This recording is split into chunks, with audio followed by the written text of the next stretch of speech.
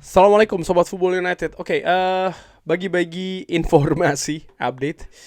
Gua mulai dari beberapa sumber ya. Pertama dari Jamie Jackson yang mengabarkan bahwa Manchester United ini berharap untuk mendapatkan uang ya ataupun dana sekitar 30 juta pounds untuk Anthony, berarti sekitar 40 juta euro. Ini angka yang menurut gue cukup sehat jika memang Manchester United bisa mendapatkannya. Angka ini sendiri sebenarnya tidak berarti bahwa Manchester United akan mendapatkan keuntungan yang besar melihat uang yang Manchester United juga keluarkan untuk mendatangkan Anthony dari Ajax, tapi paling tidak ini untuk bisa menghindarkan Manchester United dari kerugian ya di PSR. Sama seperti Anthony, Marcus Rashford juga diinformasikan kali ini oleh Fabrizio Romano ya, bahwa kalau Aston Villa ini bisa mendapatkan tiket Liga Champions, ini akan lebih mudah untuk mendatangkan Marcus Rashford. Mereka sangat happy dengan sang pemain dan Rashford juga sangat happy dengan Unai Emery. Angkanya juga sekitar 40 juta pounds. Cuman berbeda dengan Anthony, 40 juta pounds bagi Marcus Rashford. Kalau memang ini dipenuhi oleh Aston Villa, maka ya ini akan menjadi keuntungan bersih bagi Manchester United karena Marcus Rashford berasal dari akademi.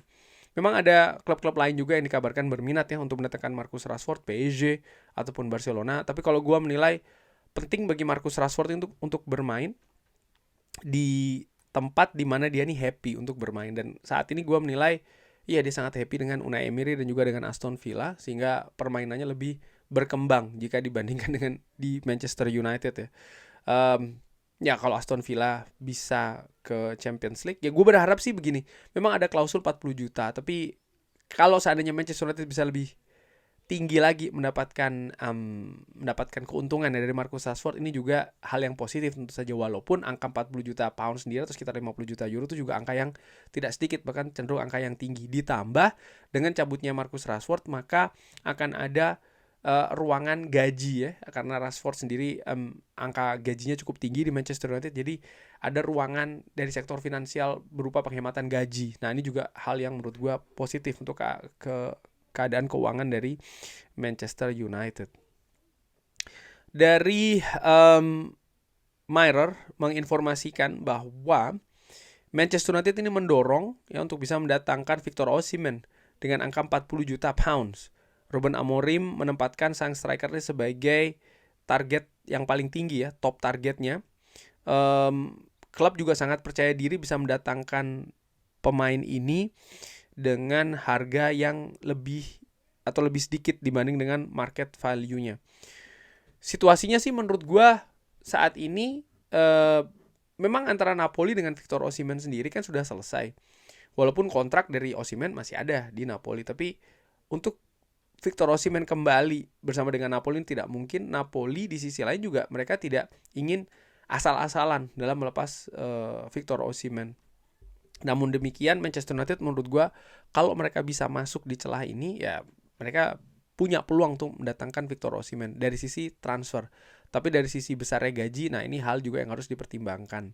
Karena apakah misalnya Victor Osimhen akan dipinjamkan lagi, menurut gue baik itu Napoli maupun dari kubu Victor Osimhen tidak berharap langkah selanjutnya dari Osimhen ini akan berupa peminjaman lagi seperti saat ini dia lakukan bersama dengan Galatasaray ya. Karena ya tentu saja Osimhen juga ingin mendapatkan klub permanen supaya lebih jelas keadaannya, supaya lebih jelas rencana-rencananya dan lain-lain, sehingga targetnya seperti itu. Nah, secara teknis gue menilai ya dia merupakan sosok ideal sih di lini depan Manchester United.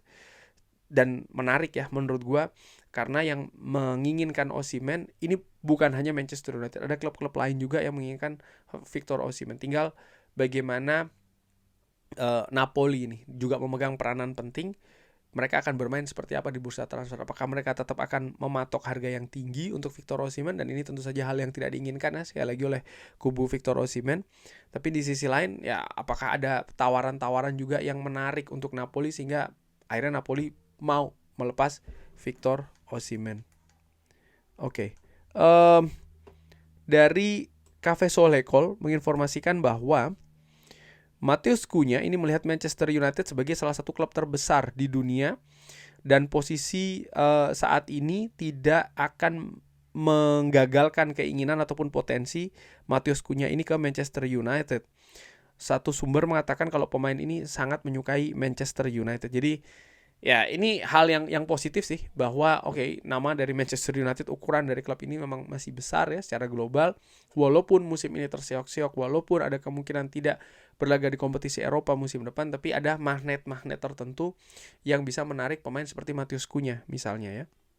Tapi apakah keadaannya akan juga seperti ini untuk pemain lain? Belum tentu. Sehingga gue tetap menilai kalau Manchester United bisa bermain di kompetisi Eropa musim depan, ini akan lebih memudahkan pergerakan klub untuk mencari pemain-pemain incaran di bursa transfer musim panas nanti.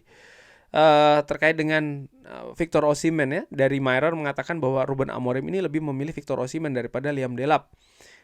Ini dilihat dari pengalaman yang lebih besar dan juga kemampuannya untuk mencetak gol di Eropa. Gue sudah bahas perbedaan antara Liam Delap dan juga Victor Osimhen, salah satunya memang dari pengalaman, lalu juga reputasi di Eropa, di mana kalau Manchester United kita berbicara misalnya ya menjadi juara di Europa League, lalu musim depan akan berlaga di Champions League, ya Manchester United butuh predator yang sudah teruji di kompetisi Eropa, di kompetisi yang levelnya lebih tinggi lagi.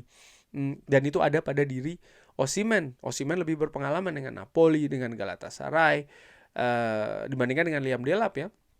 Dengan segala respek, ukuran klub Ipswich Town, ya Manchester United berbeda situasinya dengan Ipswich. Tapi kalau Manchester United tidak berlaga di kompetisi Eropa musim depan, mungkin Liam Delap dinilai lebih ideal karena ya pemasukan akan berkurang ya. Mungkin juga Victor Osimhen memiliki pandangan berbeda terkait dengan rencananya dia ya untuk karirnya, misalnya dia tetap ingin bermain di kompetisi Eropa level tertinggi, Champions League, sehingga bisa saja akhirnya dia memilih klub lain. Itu merupakan sebuah kemungkinan. Kabar lainnya, gue akan ke situasi dari Graham Bailey menginformasikan bahwa hierarki Manchester United dan juga Ruben Amorim ini sangat puas dengan musim pertama dari Joshua Zirkzee. Walaupun saat ini sudah berakhir musimnya bersama dengan Manchester United karena dia cedera ya, Manchester United merencanakan untuk tetap menahan Zirkzee walaupun ada ketertarikan dari klub-klub lain. Ya, Zirkzee tidak buruk menurut gue di musim pertamanya, di mana ada pergantian pelatih juga, konsep permainan yang berbeda, formasi yang berbeda, posisi juga yang berbeda bagi Joshua Zirkzee. Tapi ya sama seperti pemain lain, situasi melepas Joshua Zirkzee di musim panas nanti ini juga tidak ideal. Ada situasi PSR yang harus dipenuhi oleh Manchester United, di mana gue menilai Manchester United sendiri ketika mendatangkan Joshua Zirkzee dari Bolonya, angkanya ini sebenarnya agak sedikit ketinggian. Sehingga dari satu musim atau baru satu musim saja dilepas, ini angka penjualannya juga harus tinggi. Dan dengan penampilan Joshua Zirkzee lalu juga situasi fisiknya saat ini cedera, ini bukan tugas yang mudah bagi manajemen Manchester United untuk menemukan klub baru yang ingin menebus Joshua Zirkzee dengan valuasi juga yang tinggi ya. Dari David Ornstein, mungkin ini kabar terakhir yang akan gue bahas ya, jurnalis kredibel dari The Athletic, mengatakan bahwa Manchester United ingin melengkapi kesepakatan Matheus Cunha dan juga Liam Delap sangat awal di transfer window, bahkan sebelum penjualan ini dibuka. Indikasi bahwa Matheus Cunha ingin bergabung dengan Manchester United ya, dan sangat ingin pindah. Akhirnya Manchester United pun juga difavoritkan untuk bisa mendapatkan Matheus Cunha.